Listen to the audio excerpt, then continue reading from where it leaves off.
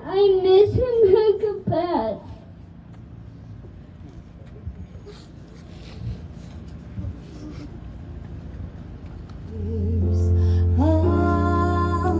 Land that I heard of once in a lullaby.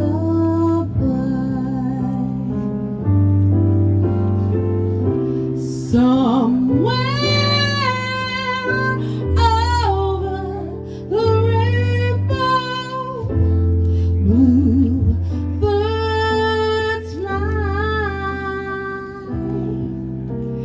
Birds fly over the rainbow. Why, oh, why can't I? So if I could have other voting and Coach Mooney's and Coach Casares come on up here, please.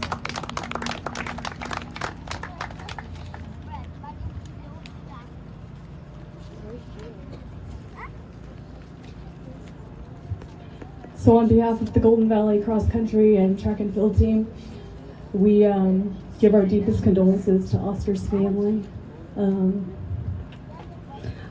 going to share a few fun stories about Oscar. So Oscar decided to come out for cross, and for those of you who know anything about cross country, we run. And that's all we do, is we just run and we run some more and then we run some more. And then after we're done running, Coach Yale says, okay, now we're gonna go do a cool down run. And then we run some more. And I remember we had a really hard track workout, and Oscar's smile is infectious.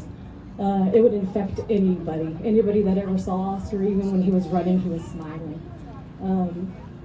And we had a really hard track workout on the track, and Oscar's face got kind of pale. And he said, Coach, I'm gonna throw up. I said, not on my track, baby. Go find a garbage can. And so Oscar went to the garbage can, he threw up, and he came right back and he finished our workout. After that workout, he was out here playing basketball with all of his boys.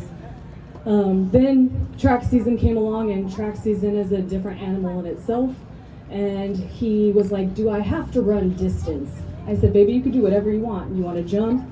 You're not a thrower because you're not big enough, but you could jump, you can hurdle, you can maybe sprint, or you can stick to distance. And Julian Orochio doesn't know this, but Julian is one of his best friends.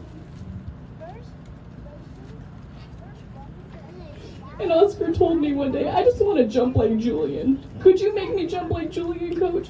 I said, baby, you just got to come to practice every day and I'm going to make you jump like Julian. So when I look up at that, I see him running miles up there.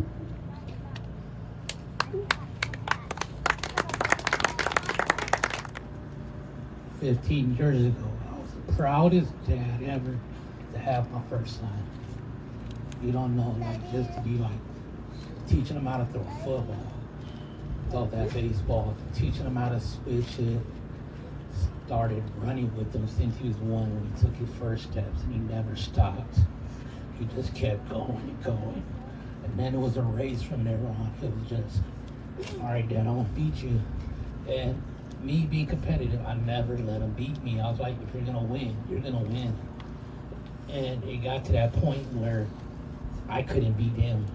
He just got quicker and quicker and kept going stronger and stronger. Merced Rodriguez, I'm Xavier's mother. I want to thank all of you guys for coming out and showing your love, support, and I can like literally look at each of you and know what you meant to him. And I can honestly tell you that he didn't have a mean bone in his body. He was so happy all of the time. I don't think I've ever seen him raise his voice, not one time. He has never called anybody out of a name. He has only been respectful and polite to me, to his sister, his grandma. It was always yes sir, yes ma'am. And I'm sure if you knew him well, you've heard that come out of his mouth. There's a lot of things that I could say about him, not just as a person, but as a brother, friend, and a son to my parents, but we've been here for like ever.